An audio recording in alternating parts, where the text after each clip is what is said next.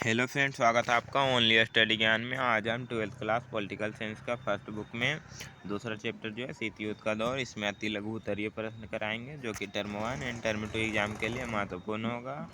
इसमें से पहला क्वेश्चन दिया गया कि दो ध्रुवीयता से आप क्या समझते हैं। इसमें बताना है कि दो ध्रुवीय विश्व जब दो ध्रुवों में विश्व को बंट गया था, पहला था सोवियत संघ और दूसरा था अमेरिका, तो इसी को बताना है इसमें कि यह क्या है। तो इसका आंसर है कि यह एक ऐसी व्यवस्था है जिसमें दो प्रतिपक्षी या विरोधी राज्य होते हैं तथा दोनों राज्य एक दूसरे के शत्रु होते हैं। और द्वितीय विश्व युद्ध के बाद जो है वह संसार में दो देश संयुक्त राज्य अमेरिका और सोवियत संघ महाशक्ति के रूप में उभर गए थे और संसार के अन्य देश इन्हीं दो गुट या फिर महाशक्तियों में बट गया था। कुछ लोग जो है अमेरिका वाले गुटों में शामिल हो गए थे और कुछ लोग सोवियत संघ में शामिल हो गए थे और दोनों महाशक्तियां एक दूसरे को कमज़ोर करने में प्रयत्नशील थी। यानी कि सोवियत संघ सोचता था कि ताकतवर बनने के लिए और अमेरिका अपना ताकतवर बनता था और अंतर्राष्ट्रीय व्यवस्था का दो विरोधी समूह में बट गया था, जिसे दो ध्रुवीय विश्व कहा जाता है या फिर दो ध्रुवीयता कहा जाता है। अगला क्वेश्चन है कि द्विध्रुवीयता के अंत का क्या कारण था। जब दो ध्रुवीयता का अंत हो गया तो उसके अंत होने के कुछ कारण थे। इसमें जो दो ध्रुवीय में अंत हुआ था वह हो गया था सोवियत संघ का विघटन, दूसरा सोवियत संघ जो था, तो इसी के कारण विश्व एक ध्रुवीय में बट गया, यानी कि कोई उसमें प्रत्यक्ष मुकाबला करने वाला देश नहीं था, इसीलिए इसे दो ध्रुवीयता का अंत कहा जाता है।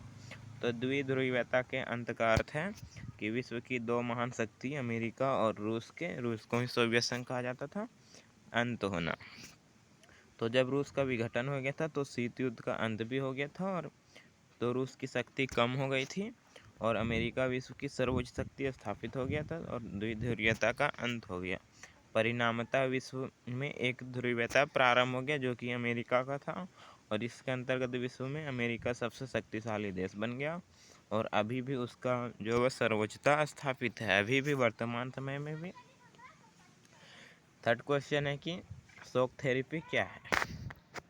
तो इसका आंसर है कि साम्यवाद के पतन के बाद रूस, मध्य एशिया, इसके कुछ गणराज्य और पूर्वी यूरोप के देशों ने पूंजीवाद की ओर जो है संक्रमण का एक खास मॉडल अपनाया था और विश्व बैंक और अंतर्राष्ट्रीय मुद्रा कोष द्वारा निर्देशित इस मॉडल को ही शॉक थेरेपी कहा गया।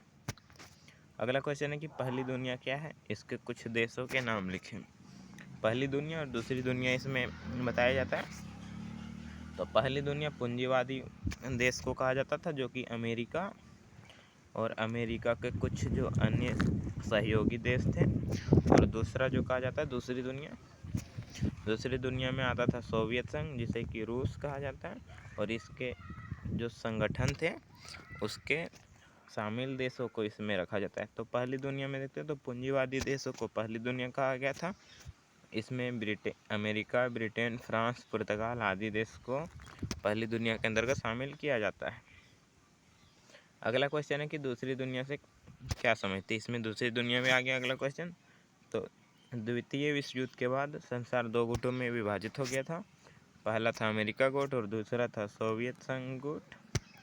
तो अमेरिका गुट में सम्मिलित देशों को मिलाकर पहली दुनिया बनी और सोवियत गुट में जो सम्मिलित देशों को मिलाकर दूसरी दुनिया के नाम से पुकारा गया। दूसरी दुनिया के देशों को जो है सोवियत संघ ने फांसीवाद देशों के चंगुल से मुक्त कराया था और ऐसे देशों में साम्यवाद का प्रसार हो गया और दूसरी दुनिया के देशों में पूंजीवाद व्यवस्था की जगह समाजवादी व्यवस्था जो है गले लगा लिया, यानी कि समाजवादी व्यवस्था को अपनाया गया था। और पूर्वी यूरोप के अधिकांश देश जैसे कि यूगोस्लाविया, चेकोस्लाविया, पोलैंड, पूर्वी जर्मनी, लातविया जिसे कि लेटविया कहा जाता है, और सोवियत संघ का नेतृत्व इसमें आ गया था। अगला क्वेश्चन है कि सोवियत संघ के विभाजन के कोई दो कारण बताइए। सोवियत संघ का विघटन क्यों हो गया था। तो पहला, शक्तिशाली नेतृत्व का अभाव हो गया था, सोवियत संघ में कोई एक गुट नहीं था जो कि शक्तिशाली हो। दूसरा था कि सोवियत संघ की अर्थव्यवस्था जो है वह जर्जर होना, यानी कि कमज़ोर पड़ने लगी थी, क्योंकि सोवियत संघ जो है दूसरे दूसरे देशों में जब युद्ध होता था तो बचाने के लिए संसाधनों का प्रयोग करता था, जिससे इसकी जो खनिज संपदा थी वह समाप्त हो रही थी। अगला क्वेश्चन है कि सोवियत प्रणाली क्या थी, इसकी प्रमुख विशेषताओं का संक्षेप में उल्लेख कीजिए। तो समाजवादी सोवियत गणराज्य जो कि USSR है, रूस में हुई 1917 की समाजवादी क्रांति के बाद अस्तित्व में आया था और यह क्रांति पूंजीवादी व्यवस्था के विरोध में थी, अमेरिका के विरोध में, और समाजवाद के आदर्शों और समतामूलक समाज की ज़रूरत से प्रेरित थी। और यह क्रांति वस्तुतः पूंजीवादी व्यवस्था के विरोध में हुई थी। विशेषता इसका जो है वह कुछ देख लेते हैं। तो यह मानव इतिहास में निजी संपत्ति की संस्था को समाप्त करने और समाज की समानता के सिद्धांत पर लड़ने की सबसे जो है बड़ी कोशिश थी।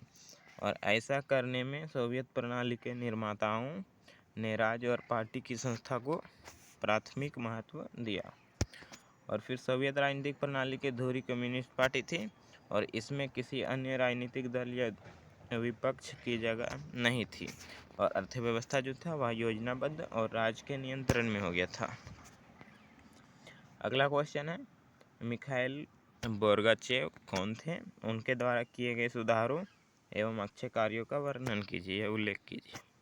तो देखते हैं मिखाइल गोर्बाचेव। तो इनका जन्म 1931 में हुआ था और वह सोवियत संघ के अंतिम राष्ट्रपति थे जो कि 1985 से 91 तक थे। 1991 में सोवियत संघ का विघटन हो गया था और शीत युद्ध की समाप्ति हो गई थी। तो उनका नाम रूसी इतिहास में सुधारों के लिए जाना जाता है, रूस में सुधार के लिए। उन्होंने पेरेस्ट्रोइक जिसे कि पुनर्रचना कहा जाता है और ग्लासनोस्त जैसे कि खुलेपन के आर्थिक और राजनीतिक सुधार शुरू किए थे रूस में। और गोर्बाचेव ने संयुक्त राज्य अमेरिका के साथ हथियारों की होड़ पर रोक लगा दी थी और अफगानिस्तान और पूर्वी यूरोप से सोवियत सेना वापस बुला लिया था। और यह अंतर्राष्ट्रीय तनाव को कम करने की दृष्टि से उनका एक बहुत ही अच्छा प्रयासकारी था और वह जर्मनी के एकीकरण में सहायक बने थे। और इन्होंने शीत युद्ध की समाप्ति की और उन पर सोवियत संघ के विघटन का आरोप लगाया जाता है, लेकिन उन्होंने वस्तुतः सोवियत संघ के लोगों को राजनीतिक घुटने से मुक्ति दिलाई थी। अगला क्वेश्चन है कि पेरेस्ट्रोइक से आप क्या समझते हैं। तो पेरेस्ट्रोइक एक रूसी शब्द है जिसका अर्थ होता है पुनर्रचना की ओर ध्यान देना। और सोवियत संघ के अंतिम राष्ट्रपति मिखाइल गोर्बाचेव 1981 से 91 तक जो थे, उसके समय में सोवियत संघ के विघटन की गति प्राप्त हो गई और गोर्बाचेव ने जो है वह देश के अंदर आर्थिक राजनीतिक सुधारों की नीति चलाई जिससे पेरेस्ट्रोइक कहा जाता है और आर्थिक खुलेपन की नीति को जो है ग्लासनोस्त कहा गया था। अगला ग्लासनोस्त से आप क्या समझते हैं।